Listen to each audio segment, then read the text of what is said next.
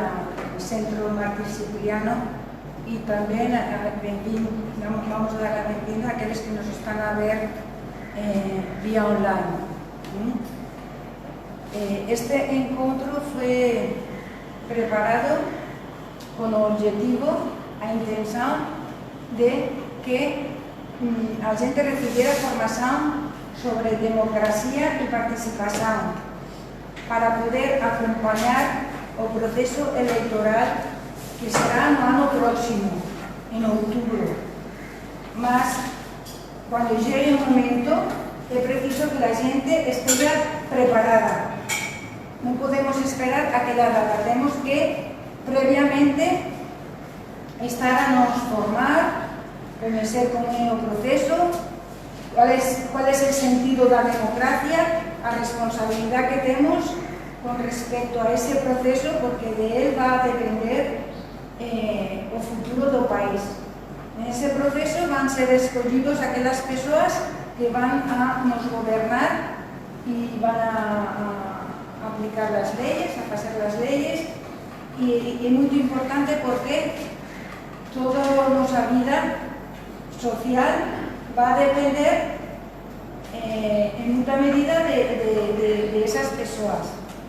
Entonces, nos podemos intervenir, podemos participar, la gente puede ser candidato, más eso todo encuadrado en un sistema, una estructura que nos vamos a aprender cómo es que funciona, cómo funciona en nuestro país, cuáles son las estructuras que permiten que la democracia exista y tenga que existir en las mejores condiciones.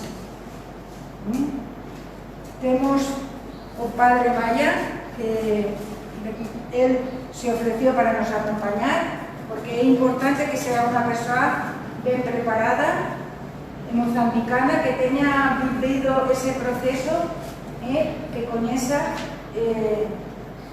cómo es que está a funcionar, las dificultades que tenemos y cómo va a ser la mejor manera de nos estar presentes, acompañando ese proceso que todos que conocen. Todos vosotros en alguna altura fueran a votar y también conocen las limitaciones que existen ainda. Es preciso mismo caminar nuestra, digamos, la democracia en Mozambique no está, digamos, 100%. Precisa de ser mejorada. El sistema también de partidos políticos y las opciones. La gente tiene que agir con libertad, mas para eso es preciso estar informado y formado. Entonces, sin más, yo aquí os dejo con el padre Maya, pues es todos lo conocen, porque es el secretario del obispo en este momento. Él es natural de aquí, de Nacala, y acho que él muy bien puede orientar, también encuadrarlo en la doctrina social de la Iglesia. Nuestra participación, nuestra vida está envolvida toda ella en el mensaje de Jesús. Entonces, y el mensaje cristiano. Él nos va a ayudar a aterrar en lo concreto, a esclarecer nuestras dudas y a nos marcar un poco cómo está la situación aquí en Mozambique, como te hemos dicho, las estructuras de democracia y cuáles son nuestras vías de participación. Muito obrigado. Vamos começar este nosso encontro meditando este texto da Sagrada Escritura, tirado do Evangelho de São Mateus, capítulo 5, versículos 13 a 16. Diz o seguinte: Vós sois o sal da terra. Ora, se o sal se corromper, com que há de salgar-se? Não serve para mais nada, senão para ser lançado fora e ser pisado pelos homens. Vós sois a luz do mundo. Não se pode esconder uma cidade situada sobre um monte, nem se acende a candeia para colocar debaixo do alqueire, mas sim em cima do candelabro, e assim alumia todos os que estão em casa. Assim, brilhe a vossa luz diante dos homens, de modo que, vendo as vossas boas obras, glorifiquem o vosso Pai que está no céu. Palavra da salvação. Glória a vós, Senhor. Então, começamos com este texto para nos dar conta da nossa vocação cristã. E nós fomos chamados para ser cristãos, mas ao mesmo tempo pertencemos a uma sociedade, a um ambiente social, onde convivem homens e mulheres, onde convivem pessoas de todas as cores, de todas as direções, onde convivem pessoas de diferentes opções. Mas é neste ambiente, é nesta sociedade em que nós estamos inseridos, que somos chamados por Deus a ser aí onde nós nos encontramos, sal da terra e luz do mundo. Somos chamados a ser isso, sal da terra e luz do mundo. O sal, quando se utiliza, é para dar sabor à comida, não é? Sim. Todos nós somos cozinheiros em casa e quando temos sal, é para um pouco saborear a nossa comida, ter apetite. Por isso, quando está demais, aqueles que não cozinharam reclamam, não é?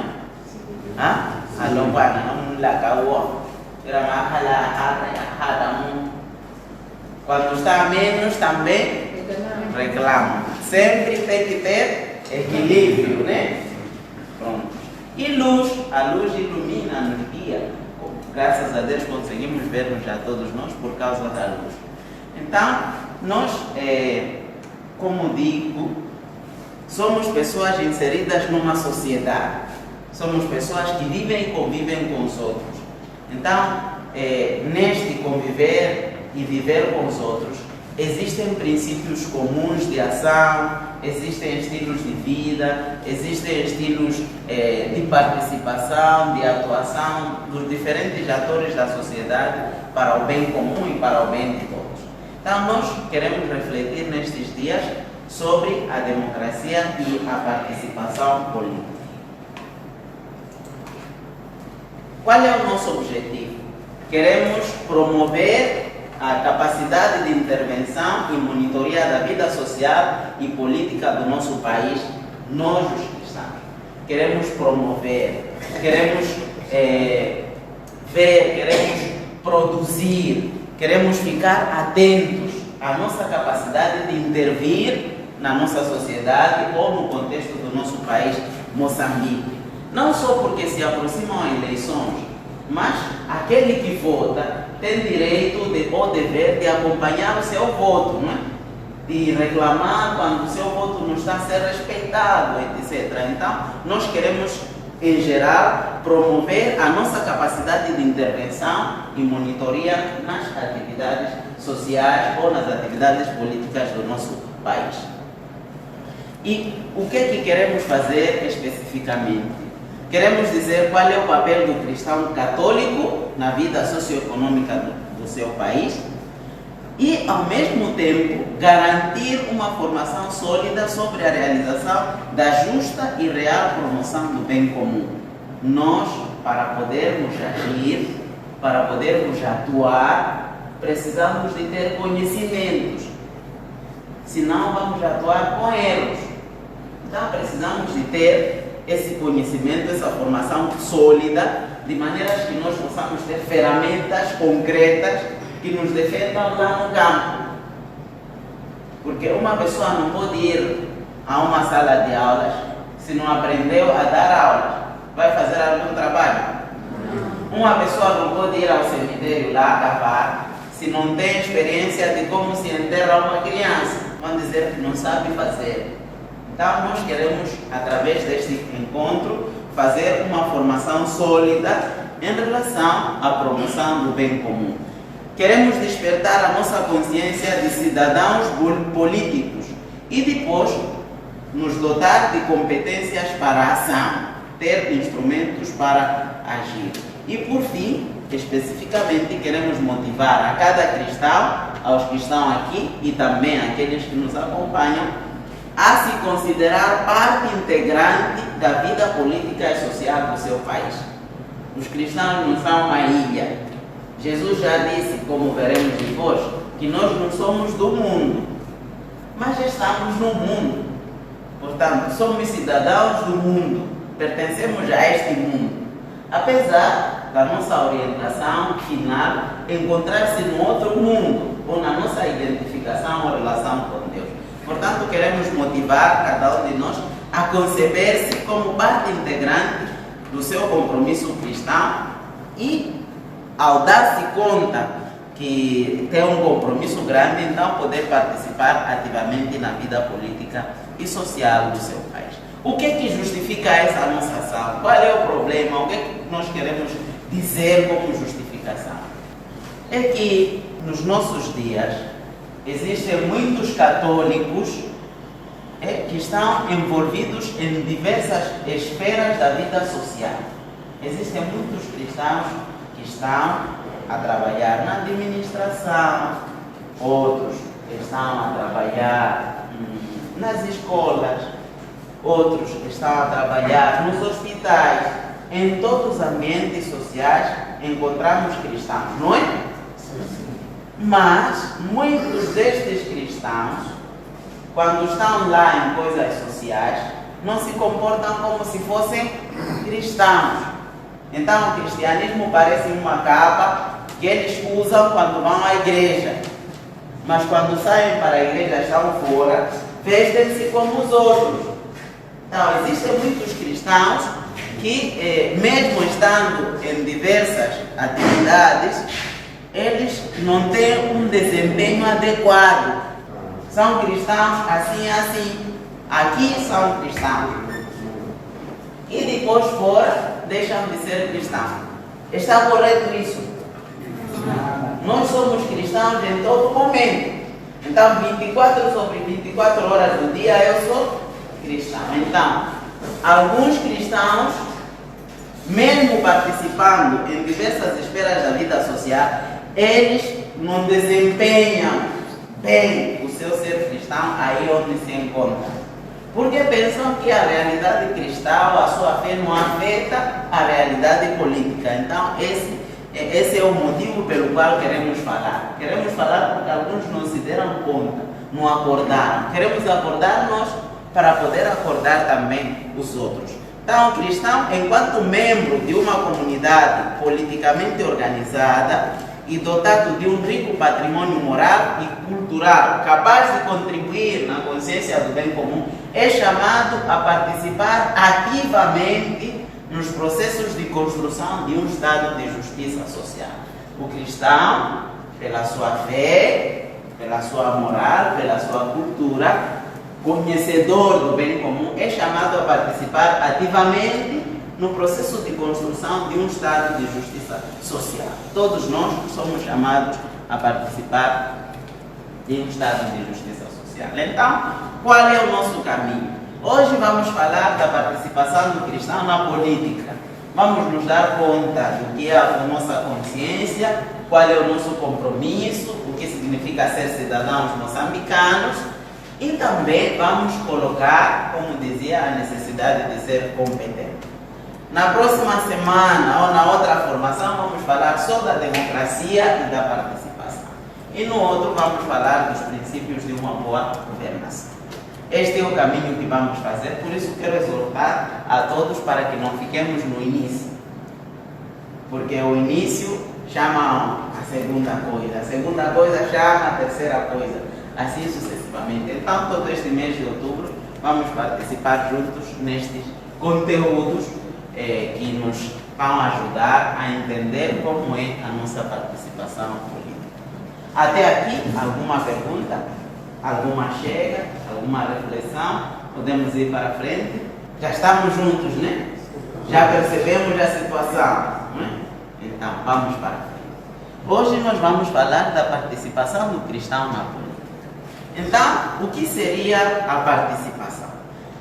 Primeiro é importante dizer que a participação do cristão na política é uma necessidade fundamental.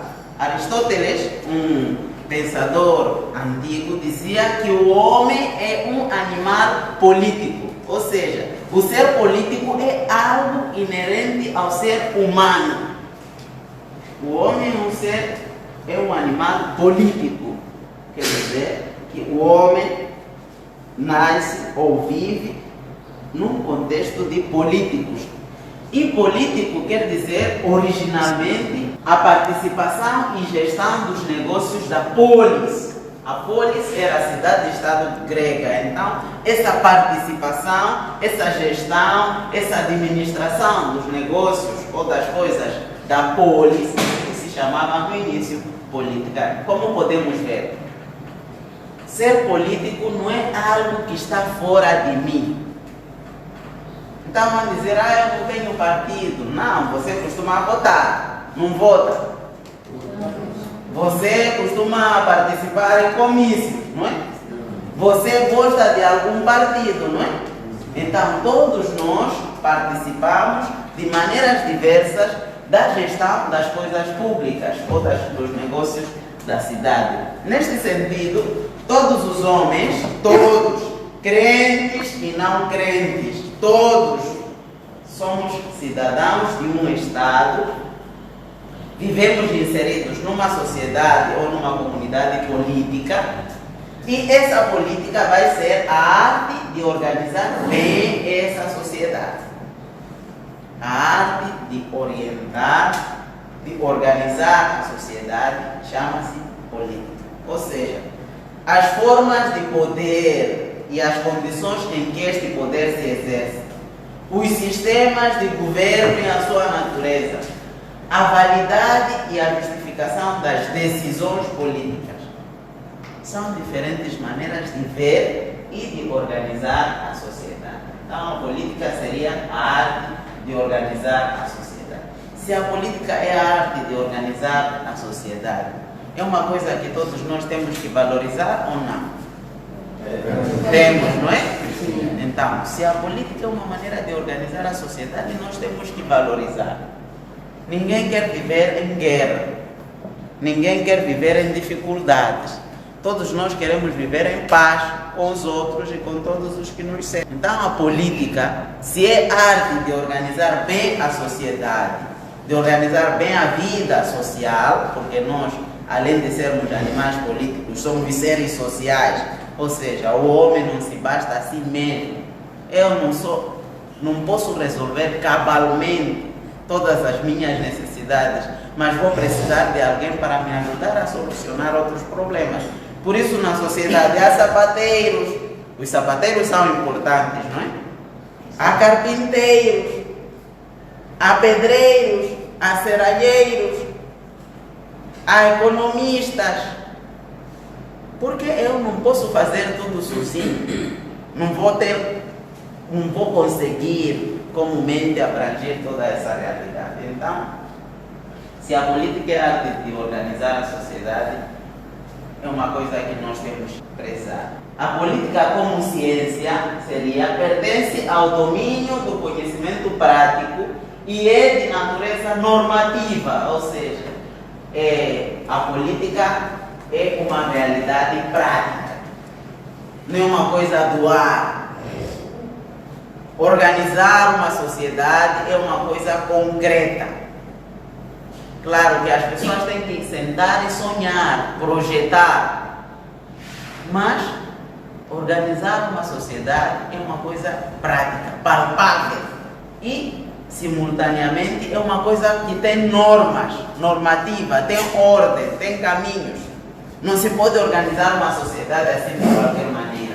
Então, para isso é preciso estabelecer critérios de justiça e de bom governo, examinando as condições sob as quais o homem pode atingir o seu bem-estar na sociedade e na sua existência coletiva. Então, aqui temos muitos exemplos do que é, ou do que serve, ou do que faz a política. Primeiro, ela serve para resolver os problemas públicos da sociedade. Mercados, estradas, escolas. Promover e desenvolver da melhor maneira a vida do povo. Queremos todos nós sair da pobreza, queremos ter hospitais, queremos ter capacidade de poder comprar algo para o nosso sustento. Organizando diferentes trabalhos garantindo salários justos, precavendo os povos contra as desgraças da natureza, trabalhando pela paz e bem-estar de todos. Garantir salários justos.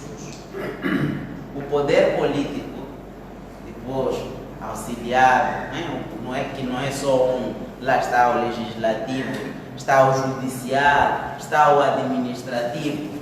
A conjugação destes poderes devem facilitar o bem-estar das pessoas, devem facilitar salários justos. Podem perguntar o que é que recebem os nossos guardas aí, indianos. Uma miséria. Podem perguntar, não sei, podemos ir a outro lugar para perguntar às seguranças privadas. Eu hoje, há dias, vi uma notícia. Recebem salários de miséria. Então é a política, o poder político, que deve garantir também salários justos. Se não há salários justos, vão começar a reclamar. E vão mandar todos aqueles da fila. Parece que aqui em Moçambique não há direito a reclamar nada. Sempre que se organiza uma manifestação, há sempre um forte contingente policial para bloquear. Porque se esta, digamos, manifestação é um direito de cada cidadão consignado na Constituição da República. Então por que não se pode manifestar as pessoas porque os preços de produtos de primeira necessidade estão a subir? Então sempre há repreensão.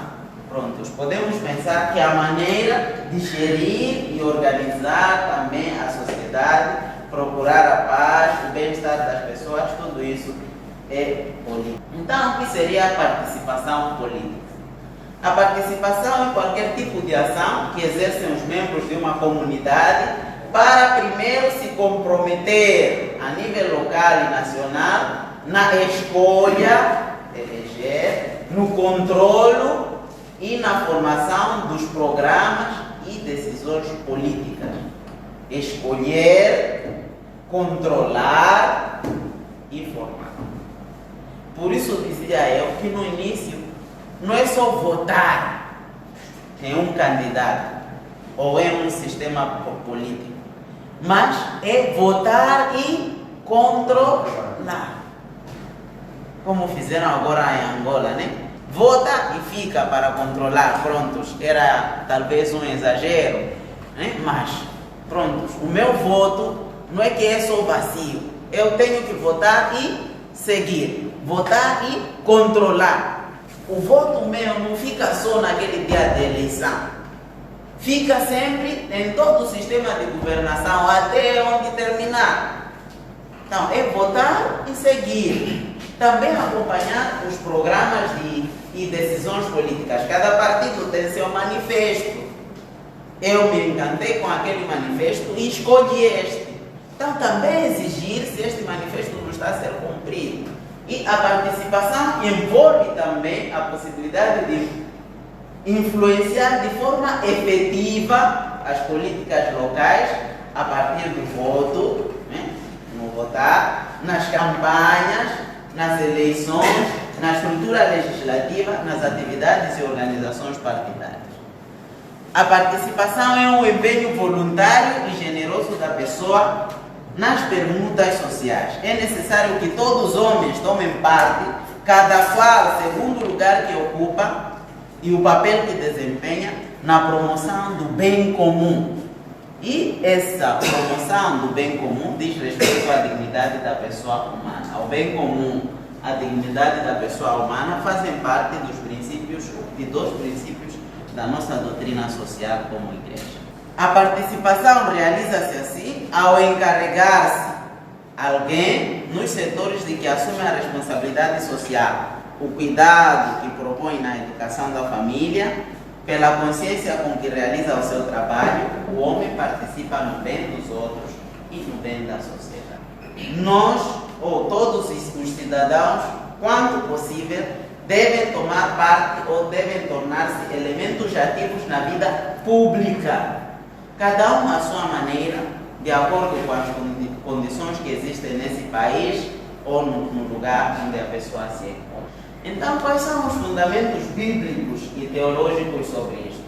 Estamos a falar que todos os seres, todos os cidadãos são chamados a participar ativamente na gestão da coisa pública. Não só no eleger, mas também no acompanhar o seu voto. E nós, os cristãos, podemos pensar que esta coisa aqui é coisa dos outros. Eu, cristão, não posso nem devo participar em coisas políticas, porque política é haram. Não é assim como dizem? Alguns dizem que participar na política é uma coisa de demônio, de pecado. Não é uma coisa má. Então, quais são os fundamentos bíblicos e teológicos sobre a nossa participação? Embora a Bíblia não fale diretamente sobre a participação do povo eleito na política, temos várias descrições e conceitos que nos permitem chegar a conclusões importantes a respeito da participação. De fato, enquanto muitos suspeitam que se o justo governa, ele corrompe-se, a Sagrada Escritura diz que quando o justo governa, o povo alegra-se. Quando é um justo a governar, o povo alegra-se. Quando é uma pessoa justa a governar, o povo alegra-se. Então, enquanto muitos cristãos consideram a política uma atividade suja e, portanto, deve ser evitada por quem não quer sujar a sua própria vida espiritual, a Bíblia nos diz: vós sois a luz do mundo. Então, a nos dizer que nós somos a luz do mundo, convida-nos a iluminar com ideias, com princípios, também o mundo, também as pessoas, também a realidade política, né? Então, ao afirmar que os cristãos são a luz do mundo, a Bíblia dirige-nos um convite a envolver-se na política. E é motivo para suspeitar que o fato de haver tantos escândalos no meio político seja justamente devido à ausência na política de pessoas honestas e íntegras. Há pessoas que não estão nas atividades políticas com toda a honestidade. Estão lá para defender o seu umbigo, a sua barriga. São esses famosos dizeres: o cabrito como onde está amarrado, não é? E prontos, para você ter vaga num lugar, tem que pagar o administrador. Quando é que você recebe o administrador? Você sabe? Não. Quando é que recebe o ministro? Você sabe? Não. Então, mas mesmo assim, para você ser admitido para trabalhar como professor, agora tem que dar 100 mil, não é isso que dizem? Vai apanhar aonde? Então, a política está suja, talvez porque alguns de nós cristãos não fomos lá de maneira a trabalhar de forma honesta, de forma íntegra, porque isso é que é importante. Prontos, como veremos mais tarde, vocês podem participar em um partido político. Vocês podem gerir um partido político. Mas não os padres e as irmãs, porque eles já escolheram. A igreja não defende nenhum partido político e não aconselha os cristãos a optar por um partido. Mas simplesmente diz que os cristãos devem escolher aquele partido que não é contra a doutrina social da igreja, que não é contra a nossa moral, que não é contra aquilo que nós acreditamos. Não vamos, como igreja, como diocese, vocês não podem pensar que o bispo vai dizer: vota no partido fulano, ou no partido Y, no partido Z, no partido... Não. Mas ele vai dizer: é bom observar bem o manifesto desse partido. Se é um partido que aprova o aborto e você, como cristão, não quer essa realidade do aborto, então você não vota nele, porque esse partido aí é contra a sua própria fé. A política está suja em alguns lugares, porque lá não estão pessoas íntegras nem honestas. Se estiverem lá pessoas íntegras, que não buscam o seu próprio bem simples, mas buscam o bem comum, o bem da sociedade, então a política política há de ser uma realidade que vai guiar e animar a todos nós. Posto isso, podemos entender que os princípios do Evangelho, aquilo que nós acreditamos, afeta a nossa própria maneira de encarar a vida. Por isso São Paulo diz que toda a Escritura é inspirada por Deus, portanto, útil para ensinar, repreender, corrigir e formar na justiça. Por ela, o homem de Deus se torna perfeito, capacitado a toda boa obra. Portanto, a nossa fé, aquilo que nós acreditamos, habilita-nos ou capacita-nos para sermos pessoas que atuam no bem, para sermos pessoas que atuam com justiça. Então, por isso, para nós cristãos, a participação na vida social e política é expressão e manifestação de nossa atitude ética, da nossa moralidade pessoal vivida na fé. Aquilo que nós acreditamos e vivemos na fé, isso nós mostramos e procuramos viver também na sociedade política. Por isso a Igreja incentiva a participação dos cristãos na política, incentiva na política, nos partidos, não só a nível de simpatia. Simpatia, né? Eu conheço o partido, nunca fui em nenhuma reunião dele, mas no dia de voto eu voto. Ou não só a nível de filiação, eu estou lá ligado àquele partido, posso participar em reuniões sem ser membro ativo, né? Sem ser quadro. Ou a nível de militância. Como vimos, temos aqui 3 formas de participar. A primeira é só simpática, eu conheço o partido, naquele dia posso ir votar. A segunda é, digamos, uma forma de filiação. Conheço o partido, vou para lá, participo nas reuniões, sem ser, quer dizer, um quadro, etc. Outra coisa é a militância, ser militante ativo de um partido. Conhecer o partido, ser um quadro desse partido, participar nas decisões da... Então, prontos. Também a Igreja, inclusive, aconselha aos cristãos a tomarem parte na direção dos partidos ou candidatando-se por eles. Vocês, cristãos, que não são padres ou irmãs, podem ser presidentes de um partido, podem dirigir um partido, podem organizar um partido, menos os padres e as irmãs.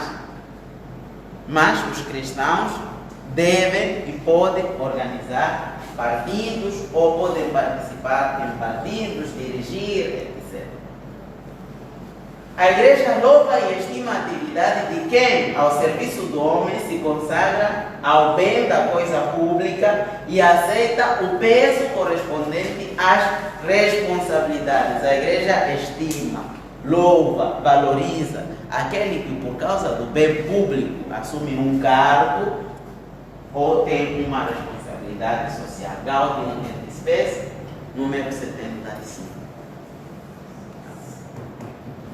Para animar cristamente a ordem temporal, no sentido assinalado de servir a pessoa e a sociedade, os fiéis leigos, sim? Bem-vindo. Já estamos aqui a aquecer a cabeça. Para animar, no sentido assinalado de servir a pessoa e a sociedade, os fiéis leigos, de modo algum, podem abdicar da participação na política, não podem deixar de fora. Todos e cada um têm o direito e o dever de participar na política, ainda que com diversidade e complementaridade das formas, níveis, tarefas e responsabilidades. Então, caríssimos, está dito que todos nós podemos participar na política. Se um lá na igreja, lá na comunidade, é do partido Z e eu sou do partido A, este que é do outro partido é meu inimigo? Não. Por quê? Porque não é irmão em Cristo. Porque é meu irmão em Cristo. É meu irmão em Cristo. Não é meu inimigo. Pensar diferente não é problema. E é bom. Porque é na diversidade que depois surge a unidade. Um olho não se limpa sozinho. Sim, é isso. Nós temos duas mãos, temos dois olhos, para dizer que vivemos sempre em sociedade. Não quer dizer que aquele irmão lá na comunidade, que não é do meu partido, ele não é meu irmão, já vira meu inimigo. Por quê? Porque não é do meu partido. Não. Aquele ali julgou que aquele partido podia guiar, podia iluminar, por isso pertence àquele partido lá. É chefe daquele partido lá. Não é que quando vem eu começo a lhe olhar com desdém. Não olhar, né? Aquele ali é meu irmão. Todos nós temos o direito de participar. Não só o direito, mas também a obrigação de participar ativamente. Mas não quer dizer que aquele que participa na minha comunidade de um partido, esse é meu inimigo. Não é meu inimigo, ainda continua meu irmão, mas é meu irmão que pensa de uma forma diferente. Aqui temos um pensamento do Papa Francisco que vou convidar alguém, talvez que está aqui à frente, para ler e repetirmos juntos, né? O que está lá à frente, se consegue chegar. Sim. Sim, pode. Para o cristão, é obrigação envolver-se na política. Nós cristãos não podemos fazer como Pilatos, lavar as mãos.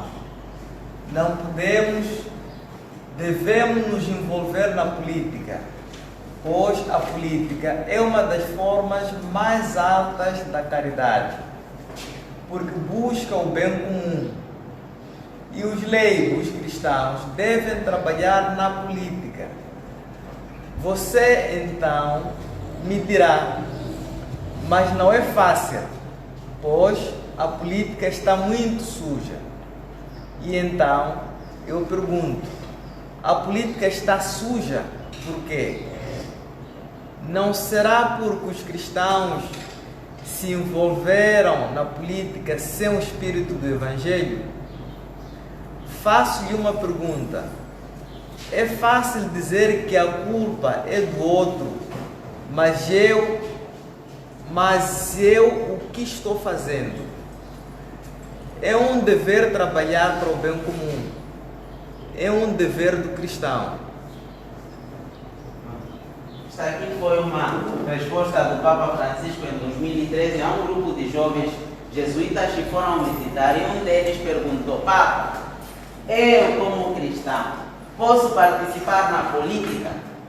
Sendo que a política está suja, há muitas máfias por lá, desonestidade, então tenho que participar. O Papa disse: sim, é uma obrigação, é um dever. Não podemos fazer como Pilatos, que lava as mãos, que eu não quero assumir esse problema aí, não é meu. Temos que trabalhar na política, porque envolver-se na política é uma das formas mais altas da caridade, porque busca o bem comum. A política está suja porque os cristãos não entraram lá com o espírito do Evangelho. Por isso a política anda suja.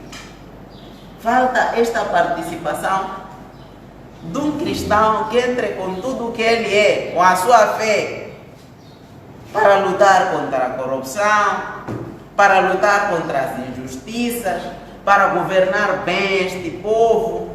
Nós em Moçambique temos direito de ficar bem, de viver em paz, de ter justiça.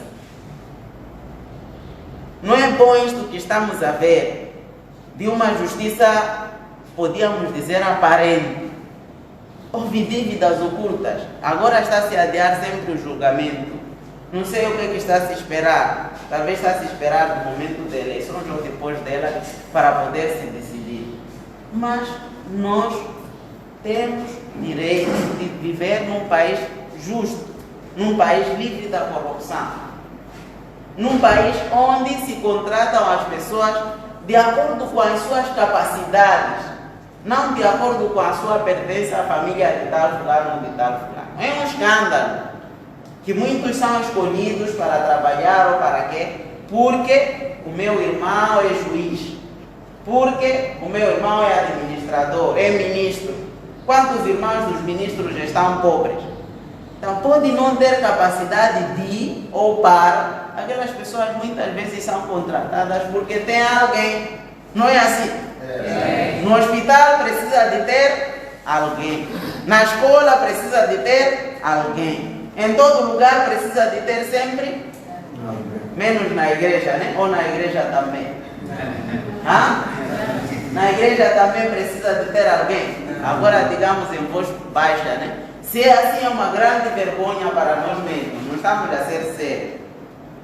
Né? Alguns fazem boladas de batismo. Há bolada de batismo mesmo.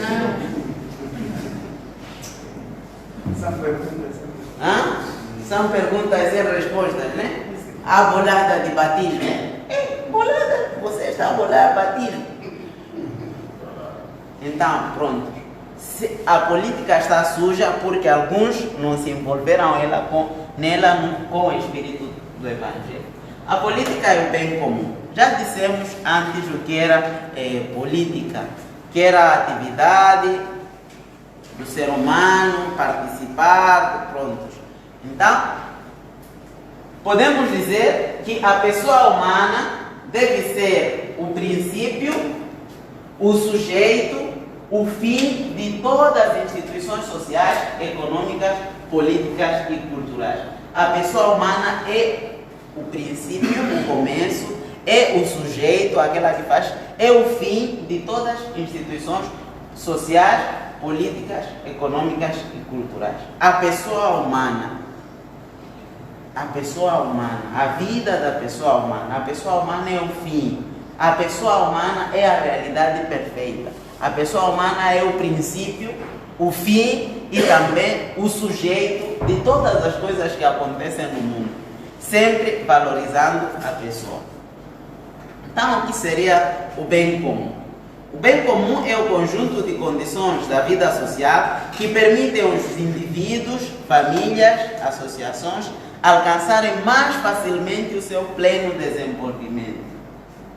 Conjunto de condições da vida social que permitem aos indivíduos alcançar o seu pleno desenvolvimento. Exemplos de bem comum: estrada, escolas, hospitais, centros que temos, todos esses são bens comuns, desde que ajudem ou permitam aos indivíduos alcançar o seu pleno desenvolvimento. Tudo aquilo que nos capacita, que nos habilita a alcançarmos o nosso pleno desenvolvimento, isso nós podemos classificar ou dizer que é um bem comum. A promoção e a defesa do bem comum constituem o objetivo de qualquer governo. Qualquer governo deve promover e defender o bem comum. Não é só um bem, mas é um conjunto de condições.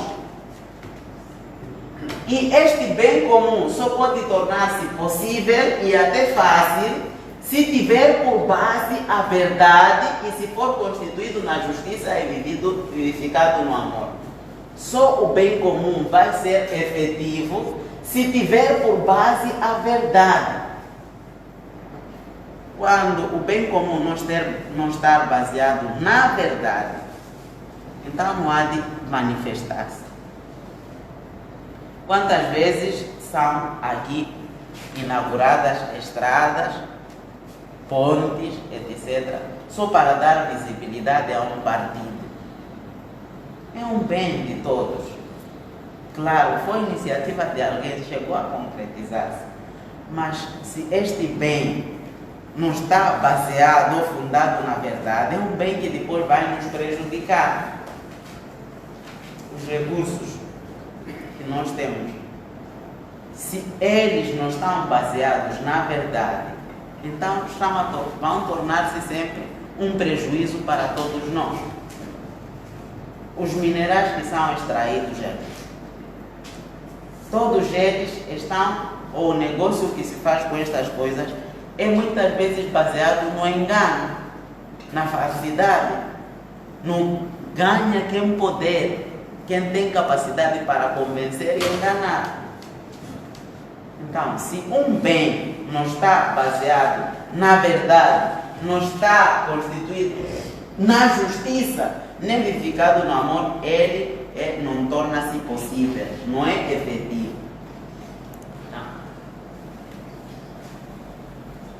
A participação dos cristãos na vida política é uma exigência da sua própria natureza e vocação cristã e visa garantir que todas as realidades terrenas e humanas sejam organizadas de acordo com o plano original da criação, para a glória de Deus e também para a felicidade dos homens.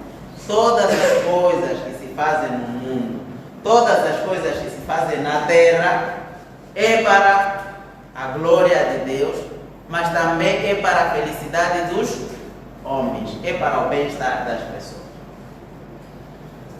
A Igreja convida os poderes políticos a referenciar seus desejos, juízos e decisões inspirando-se na verdade. A Igreja, em virtude da sua função e competência, de modo algum se confunde com uma comunidade política. Ela respeita e promove a liberdade política e a responsabilidade dos cidadãos. A Igreja, eu disse isso antes, que não apoia, não pode apoiar publicamente. Por isso, alguns párocos fizeram este erro antigamente, agora não vão voltar a fazer. Na paróquia, não se pode substituir a homilia com uma campanha política. Estamos juntos?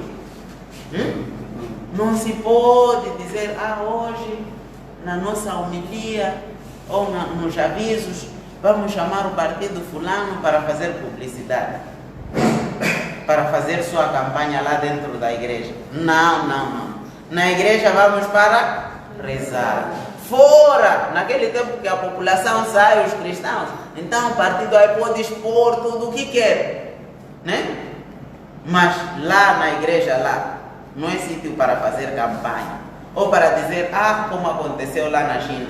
Hoje, nos avisos, né? São convocados todos os irmãos a participar na reunião da célula. Como na reunião da célula, nos avisos da igreja?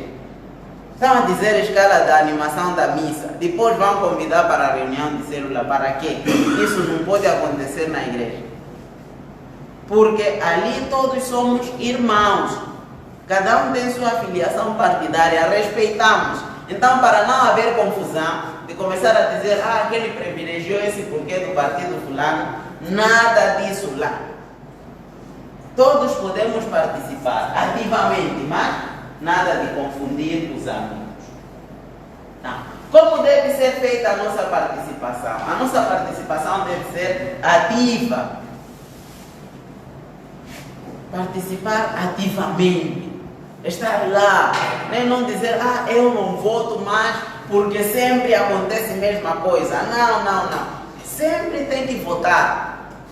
Sempre tem que ir. Se eu tenho um partido e pertenço àquele partido, no tempo que eu tenho para ir no partido, vou no partido, sou cristão.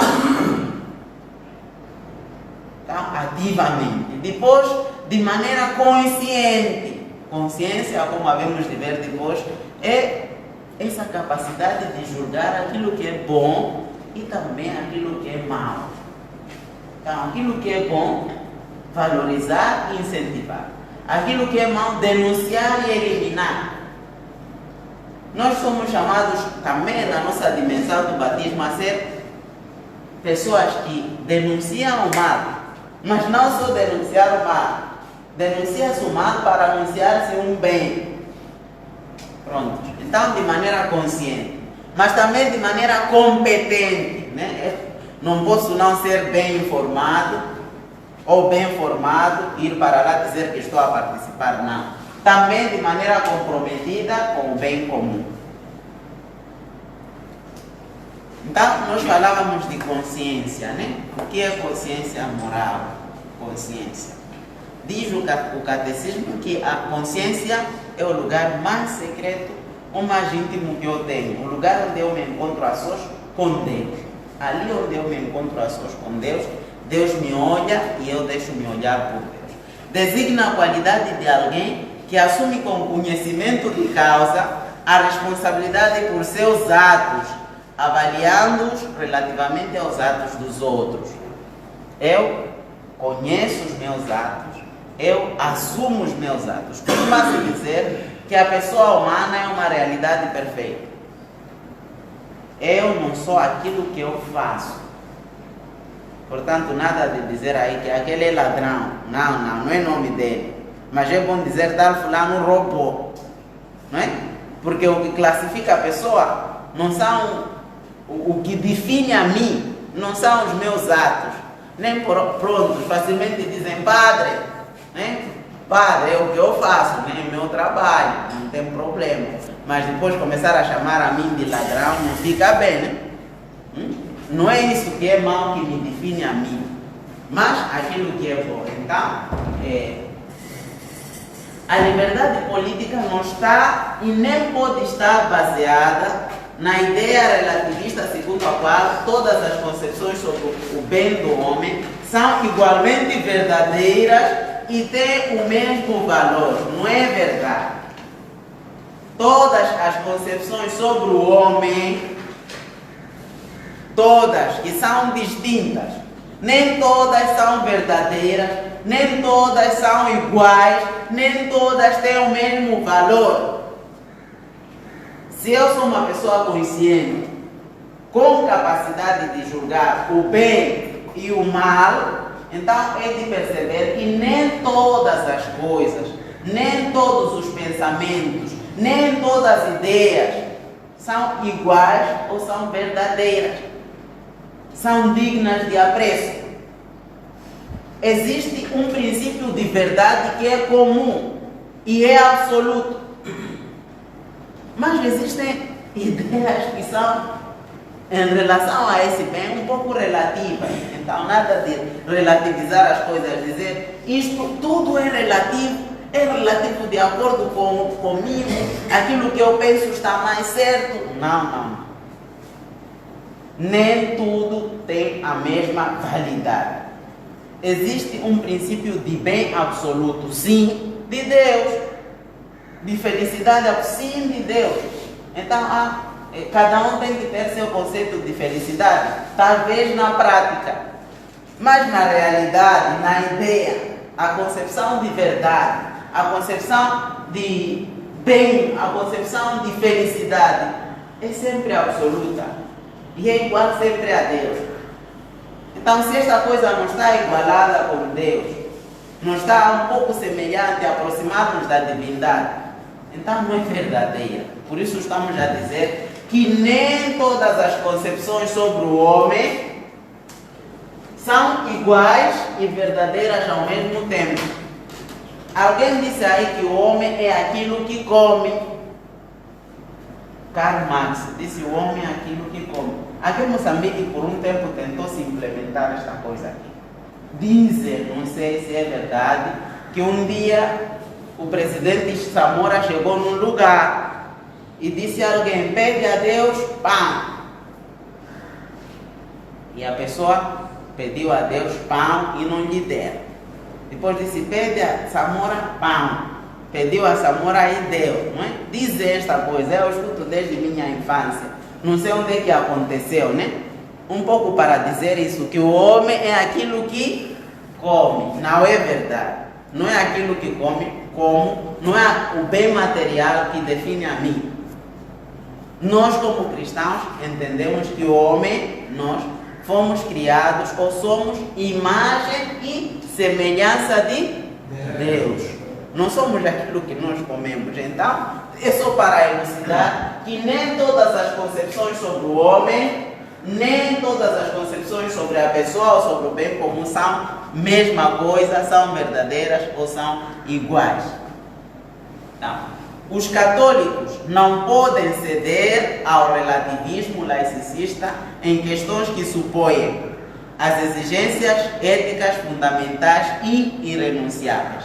Dizia, não posso optar, isso é contra os princípios do Evangelho, então eu não posso aceitar.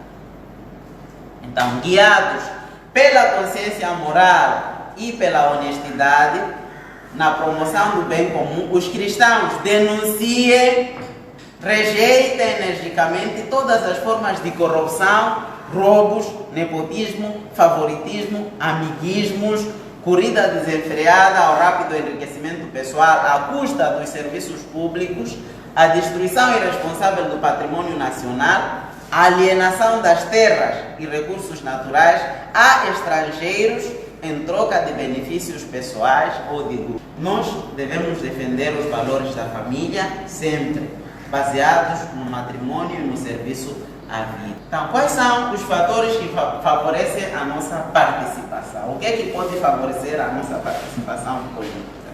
Primeiro, uma formação cristã adequada. Catequese, formação cristã adequada. Conhecer os ensinamentos da igreja a propósito daquilo que nós acreditamos. Segundo, ter um espírito crítico. O que é ter um espírito crítico?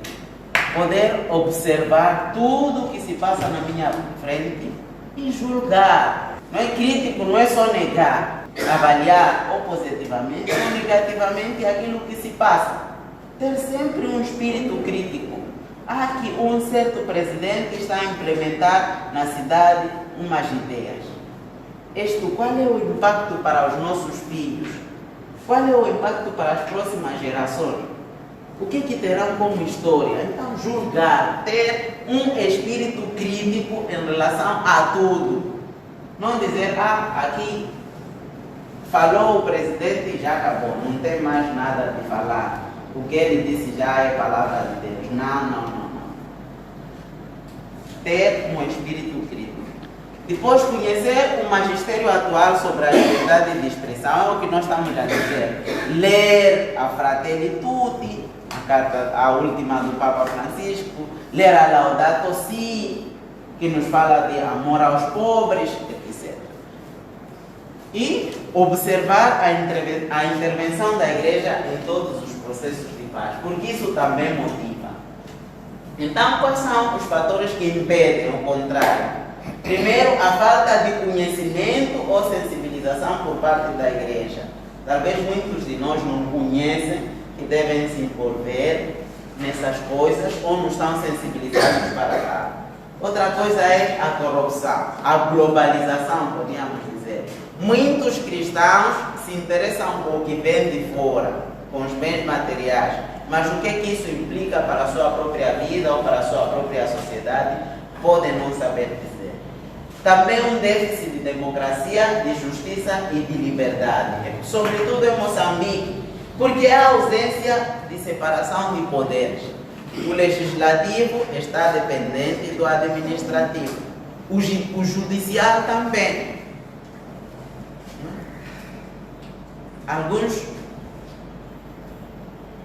Como é que um país sequer justo, sequer nomeia o presidente do Tribunal Supremo, é o presidente da República?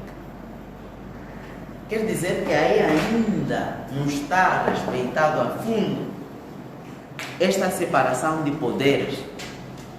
Como é que se quer um país justo se aquilo que talvez o partido no poder tenha feito de mal, todos, para não deixar cair a ideologia partidária, aplaudem?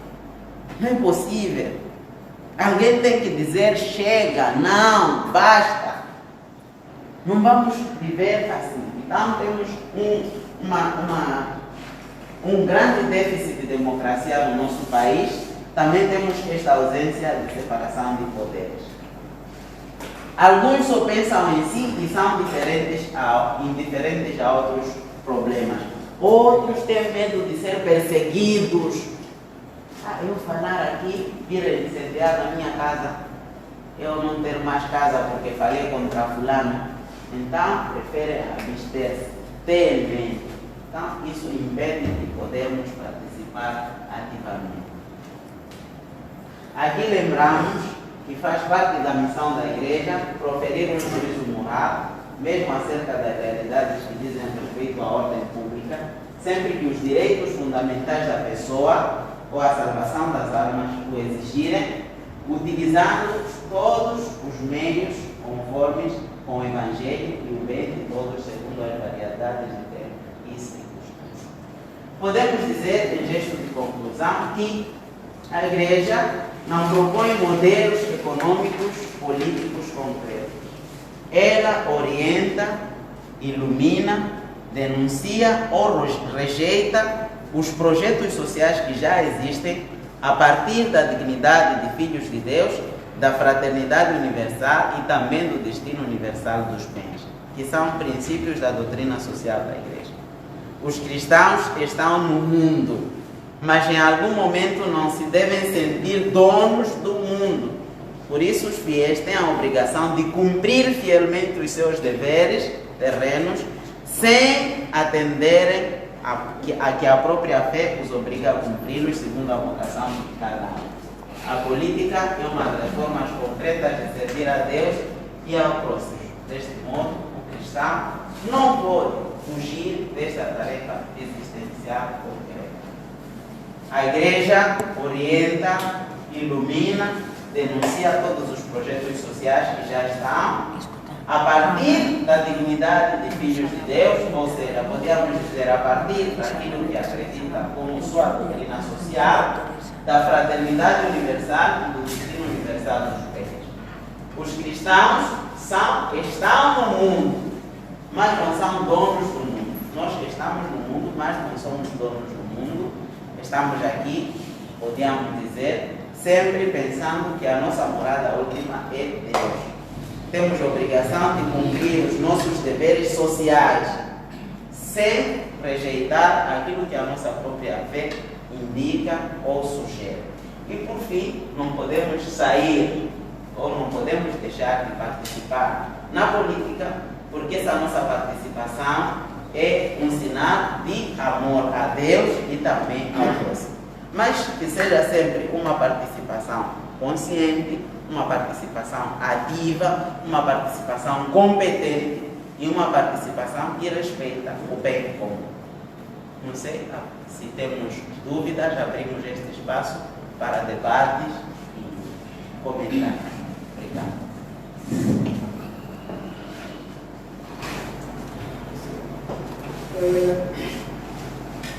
Eu tenho aqui alguns aspectos, né? Primeiro, parabenizar pela síntese, não é? Do slide feito, não é? Capacidade de dar conhecimento.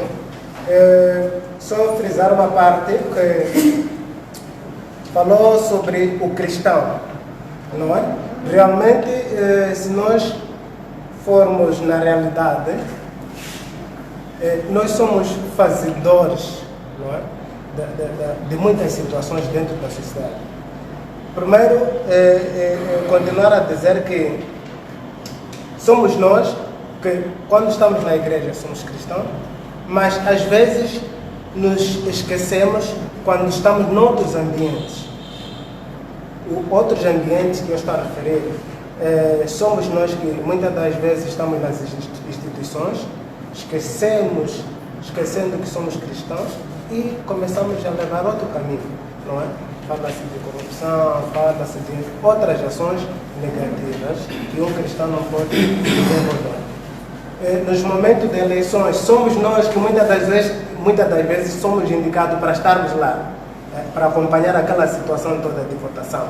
Mas às vezes esquecemos que somos cristãos.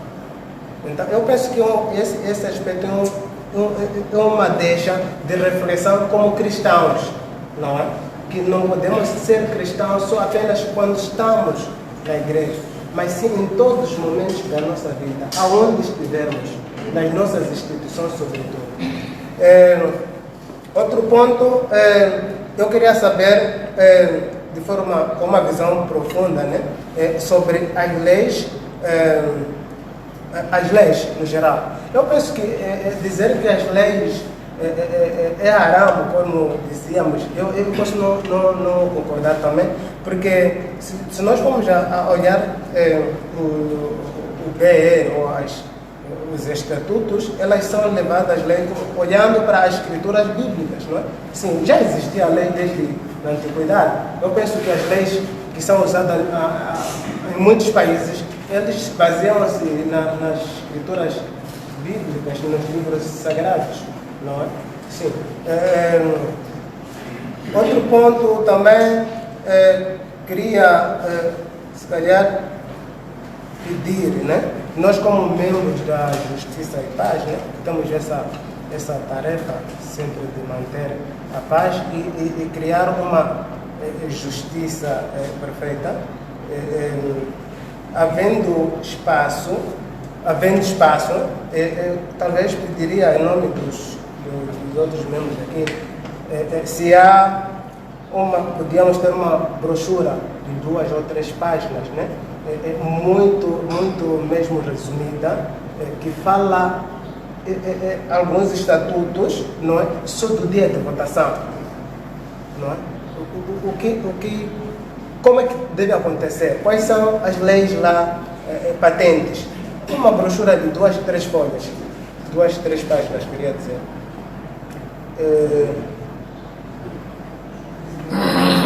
Por último, também queria pedir para,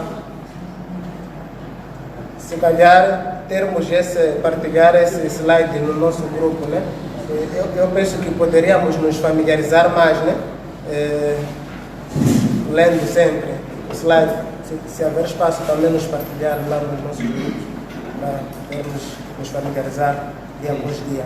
Sim, porque é importante, né? Sempre lembrar, não é? Então, é mais ou menos isso. E queria saber também, essa como uma questão, quem intervém, em que momento o Estado intervém no preço do mercado dos produtos básicos, não é? Para o nosso país, sobretudo, porque eu vejo que parece que, não sei se a lei mudou, não é? Quem intervém os preços do mercado dos produtos, porque há muita injustiça nesta particularidade. Não se olha muito o equilíbrio em termos das necessidades ou em termos da situação financeira do mais pobre e o mais rico, porque eu acho que faz-se um estudo em cada país, mas aqui parece que não há essa justiça. Olha-se como se todos tivessem o mesmo nível de vida. Então, eu queria saber, havendo uma resposta sobre isso. Obrigado. Muito bem, já um brevíssimo comentário, né? A propósito das leis, né? Nós sabemos que temos a lei natural e também temos a lei divina. Também temos a lei positiva, que é um pouco da realidade do que vivem as pessoas que surge esta lei. Entretanto, algumas leis são injustas, não são boas, como para a nossa própria fé. Comento relacionado ao nosso aspecto de fé. Moçambique já aprovou a lei de facilitação ou do aborto, né? De realização do aborto seguro, dizem assim. Mas no âmbito da nossa fé, o aborto é um pecado, porque a vida humana existe desde a concepção. Desde no dia que se concebe aquele ser, é vida, não é porque está no ventre de sua mãe, então é feto. Não, ali tem vida humana que se desenvolve primeiro no seio de sua mãe e depois sai para fora e fica uma vida autônoma. Então, neste caso, pode-se rejeitar esta lei, né? Eu, como cristão, como pessoa que acredito em Deus, posso dizer que esta lei não serve para mim, porque não serve, de fato, é contra aquilo que eu acredito, né? E pontos. Isto aqui é o que me pareceu mais interessante, né? Não que seja que a lei, toda a lei é inválida, toda a lei não serve, mas a lei serve para nos ajudar a conviver pacificamente, todos nós. A lei é importante para respeitar as liberdades individuais e coletivas, mas não podemos sempre pensar que as leis todas são iguais, são adequadas, são justas. Não. às vezes pode ter mão humana lá falível, falhar e colocar e aprovar uma lei como esta. Quem decide sobre os produtos, os preços, penso que aqueles que são economistas e gerem esta situação do país vê, e gostei desta intervenção porque sobretudo nos faz ver que talvez os governantes desconhecem a situação da população concreta que não tem capacidade ou poder de comprar. Sim, aqui está esta lei do salve-se quem poder. Então, talvez é uma ocasião para também chamar a atenção àqueles que governam e que guiam este país para estar atento às situações dos mais pobres, né? Que estão a subir os preços, mas aqui temos o Instituto Nacional de Ação Social. O que é que faz por estas pessoas que são mais pobres? Ou somente se interessa pelos velhos, ou tem critérios não lícitos ou justos para optar ou escolher uma situação. Então não sabemos. Então talvez esta é uma chamada de atenção para aqueles que governam, para poderem ver, analisar e cuidar da situação dos mais simples. Não sei. Podemos, sobre eleições, como disse, esta é uma série de formações e que vai ser progressiva. Hoje nos damos conta de que é importante participar. No próximo dia poderemos falar, o senhor Gaspar, que é o diretor, chama-se diretor, né? Presidente da Comissão Distrital de Eleições, virá aqui um dia, nesta formação, neste mês, para nos falar das eleições, dos critérios, dos caminhos, do que é um partido, não sei. Pode ser que ele vai chegar a dizer todas estas coisas e vai nos oferecer outras ferramentas para nos ajudar também a participar ativamente desse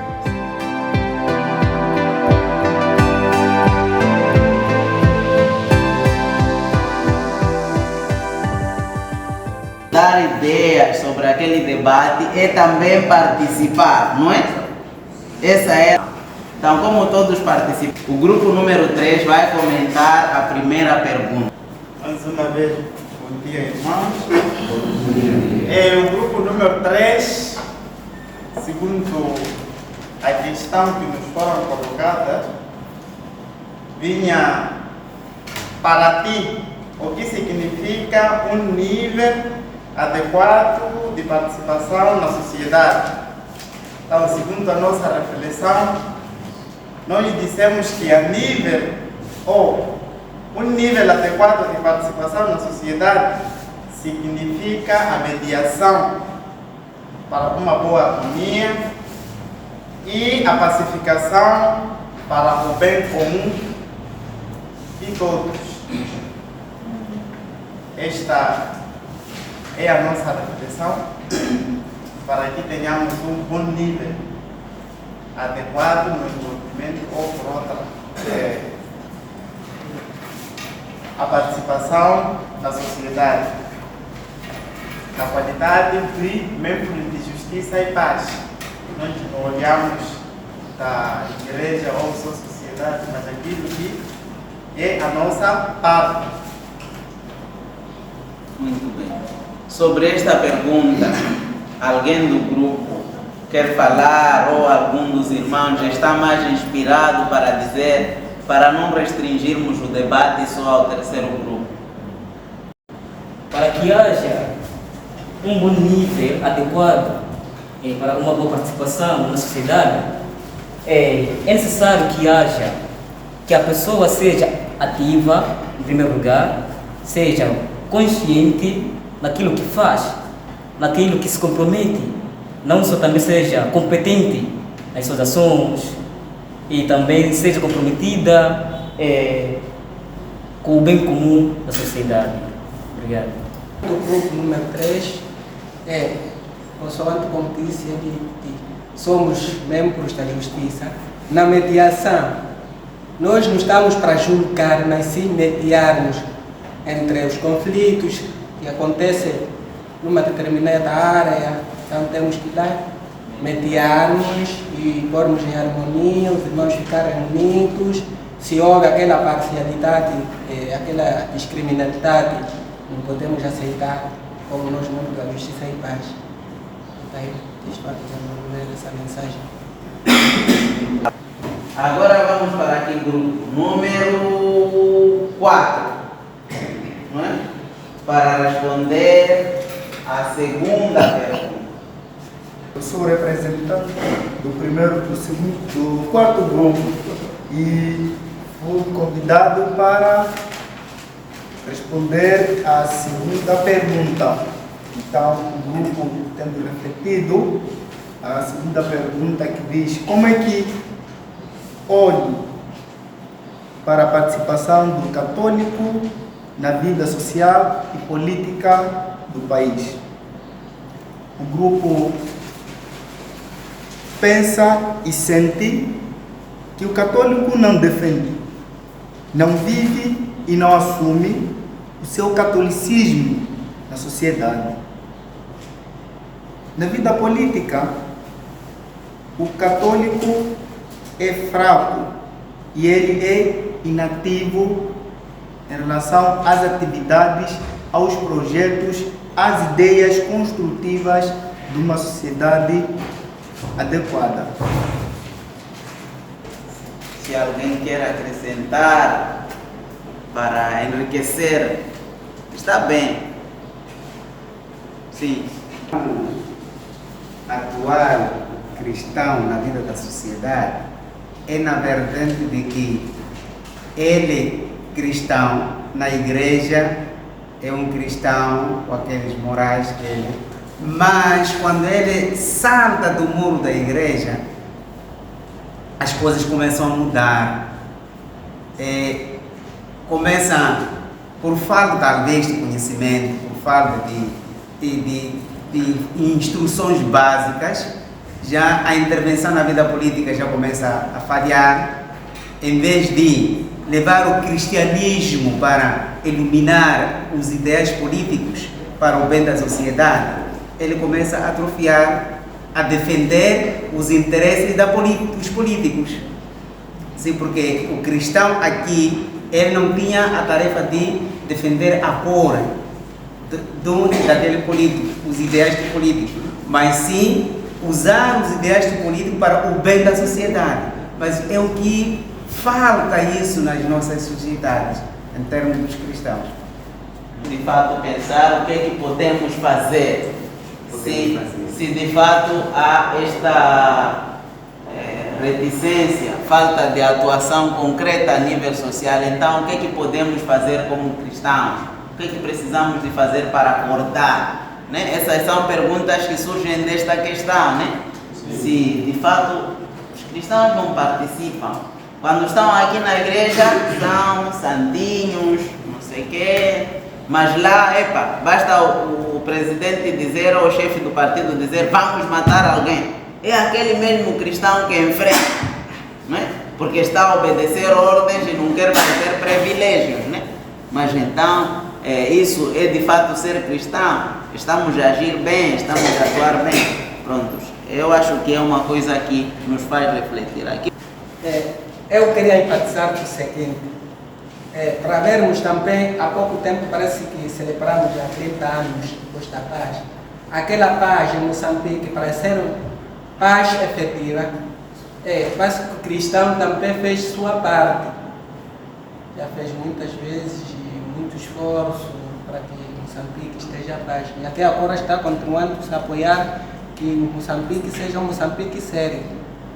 Sim. Muito bem, muito obrigado. Agora, na verdade, para o primeiro grupo, fez uma reflexão da terceira questão. E nós, segundo essa reflexão, acreditamos, dissemos sim. Existem fatores que impedem a participação eficaz na vida social e política. Como já argumentamos, a falta do verdadeiro direito de expressão. Isto está patente, né? Se calhar nos estatutos políticos, né? Está patente. Mas se nós formos a ver que não existe aqui um direito de expressão, não é? Também a globalização. A questão de globalização deve-se, não é? Egoísmo, o medo e a perseguição. Então, esses fatores, na verdade, impedem esta participação eficaz na vida social. Porque que quer participar para o bem comum é aquele olhado como, em outras palavras, descontente, não é? Enquanto é a verdadeira pessoa que está a tentar, de boa forma, criar um ambiente social saudável, mas para questões políticas é olhado como uma pessoa descontente ou está a influenciar, não é? Está a abrir olho, não é? As pessoas mais próximas. Então, para o primeiro grupo ficou esta reflexão para o número 3. Obrigado. Dizer que as mobilizações e formações cristãs, a existência da democracia aberta, isso favorece a participação eficaz do católico na vida social e política. Um pouco essa terceira questão, mas na parte de favorecimento. Isto não é que só acontece num contexto geral nas políticas. Até nas nossas igrejas, eu noto algo que favorece. Lá nas comunidades, nós vimos aqueles nossos conselheiros, para além do ancião. Se for uma comunidade, os conselheiros têm sido aqueles anciãos cessantes, mas alguns casados. Mas lá existe também dito o mumu. Eu noto um favorecimento ali. Há casos que os membros pretendem, por exemplo, quererem reclamar alguma coisa.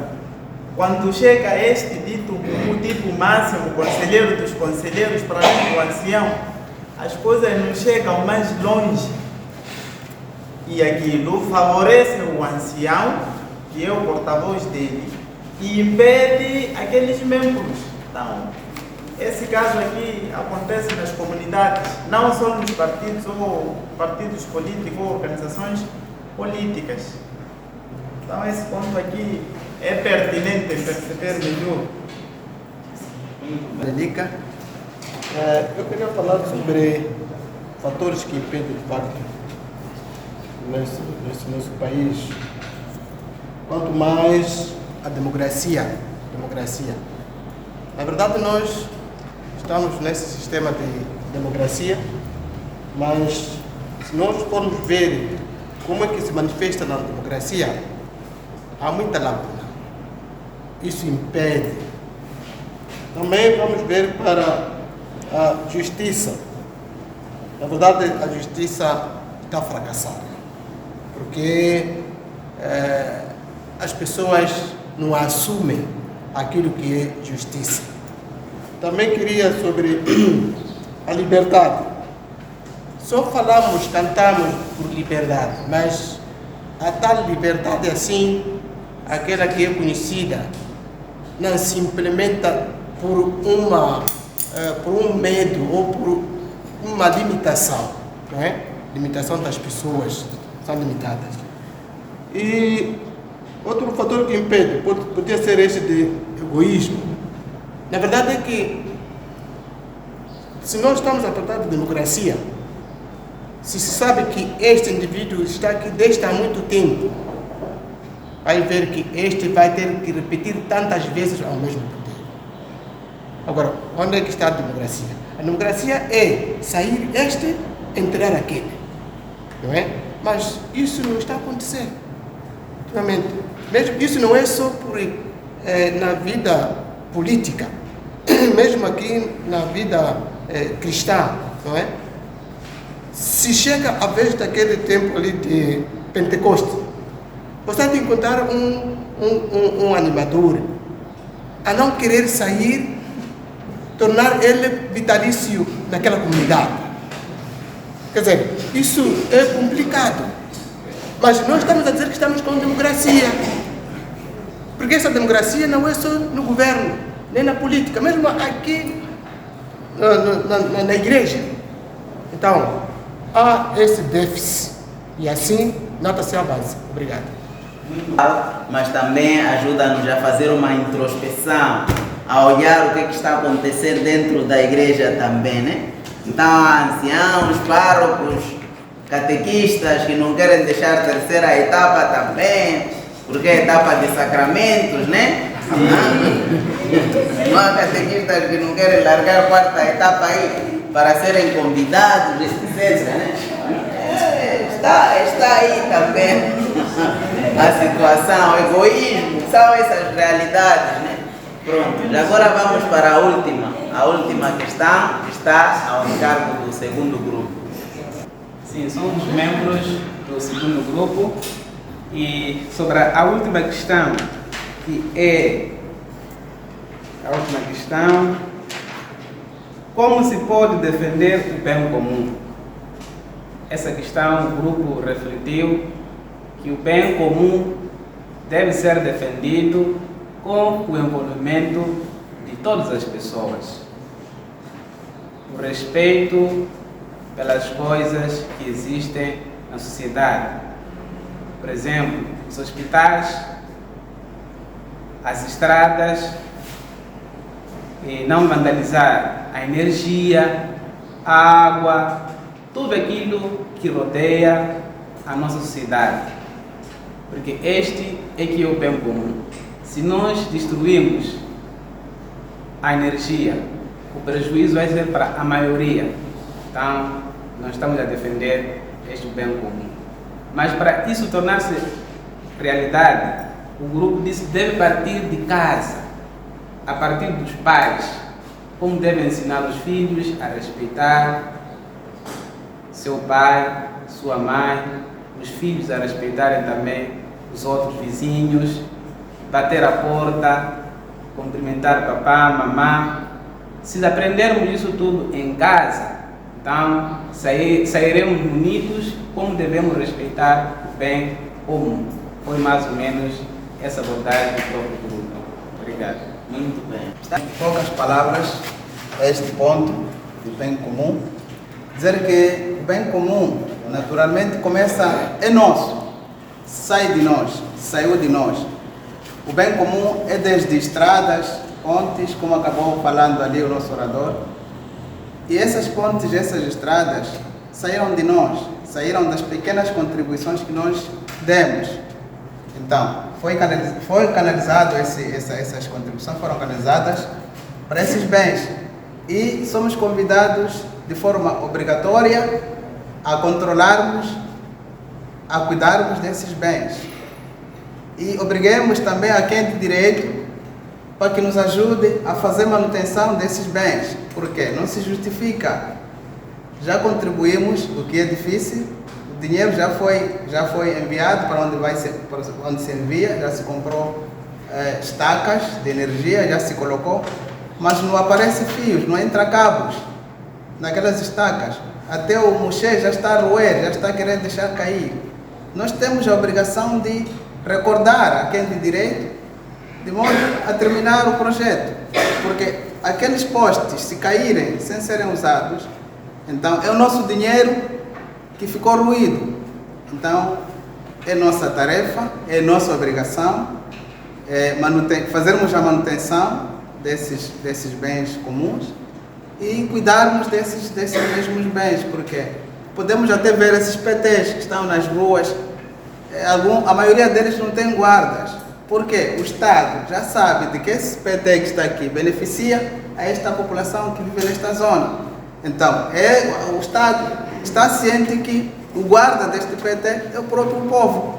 Então, se nós vermos alguém a se introduzir lá sem sinais de ser um da empresa, com sinais de ser um gatuno, não é?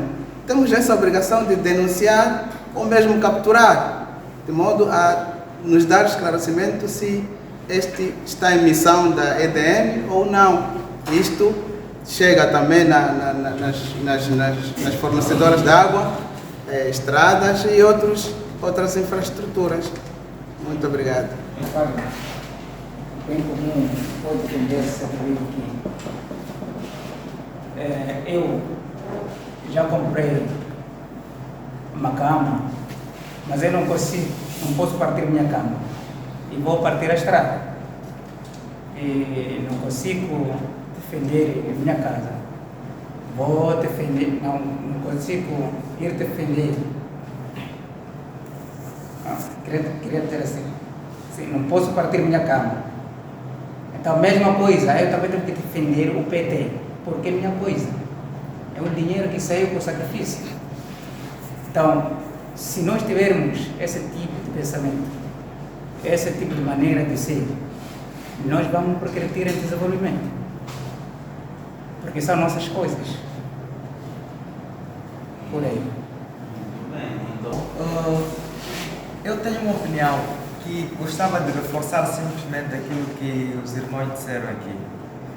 É que quando faz essa abordagem em relação ao bem comum, só olhamos para as questões materiais, estradas, ponte, camas. Não, o irmão falou agora. Ele comparou. Sim, é isso. Mas isto aí são bens materiais. Mesmo se falarmos de cama, são bens materiais. Estradas são bens materiais. Pontes são bens materiais. Então, não devemos simplesmente focarmos nesses aspectos quando falamos de bens comuns ou bem comum. O conceito de bem comum ele tem que ser visto de uma forma um pouco mais abrangente, procurando trazer também até aquelas questões não materiais, como, por exemplo, o direito à liberdade. A liberdade é um bem comum. É meu dever criar condições de ver o meu irmão gozar ou, portanto, beneficiar deste direito de ver-se livre, tanto ou para circular, ou para comunicar, ou para manifestar os seus desejos, as suas emoções. Não é? O direito de criar as condições de um meio ambiente saudável é um bem comum. Todos nós devemos lutar para criar um meio ambiente saudável, um meio ambiente onde as crianças possam se desenvolver, tanto de forma saudável, de forma inteligente, tanto a justiça, por exemplo, é um bem comum. Temos que lutar. Sim, a paz, como está a dizer o irmão, temos todos lutar para garantir que essas coisas elas realmente se materializem de forma eficaz. Então, isto tudo constitui, portanto, o bem comum, não é? Então, quando coloca esta questão de como se pode defender o bem comum, é efetivamente através do envolvimento de todos nós, para garantir que estas questões todas cheguem a cada um de nós. Não é? Vemos um irmão injustiçado, criar condições para que a justiça chegue até ele. É um bem comum. Vermos um irmão que sente-se incomodado com uma certa situação social, tanto procurar aconchegar a ele, procurar transmitir este sentimento de paz e tranquilidade para ele. É um bem comum. Então, temos que tentar abarcar também estas questões que não são materiais, não é? Para dizer que também constituem ou fazem parte desses bens que devemos proteger todos nós. Sim, esta é a minha opinião. O bem comum é não vivendo na imparcialidade, no individualismo. Sim, quer dizer, não viver só para mim, pensando que tudo que me cerca e tudo que tem que me cercar, tanto a nível material como imaterial, tudo isso tem que me ajudar a ser uma pessoa feliz. Como dizia com estes exemplos de liberdade, de justiça, também de paz, são realidades que nós temos que defender. Posto isso, eu quero agradecer a participação de todos e simultaneamente convidar para o próximo sábado e pedir para que nos preparemos, pois para no próximo sábado vamos refletir, como dizíamos, sobre a democracia e também a participação. Mesmo podíamos dizer, neste ciclo de formações e palestras que vamos ter, para podermos nos preparar e poder ensinar os outros. Quero terminar por aqui e passar a palavra à irmã María. Yo voy a añadir un agradecimiento muy especial al Padre Maya por nos ter acompañado en esta formación, que van a ser 3 sábados y el cuarto será el señor Gaspar, del orden. Entonces, nos son muito obrigado, Padre Maya, porque é un tema delicado que mesmo hai que ter moita clareza e coñecer a idiosincrasia do povo. Eso solamente que te invito a algunas persoas, por acaso tú lo consigues. Vamos a dar un abrazo y con eso nos despedimos.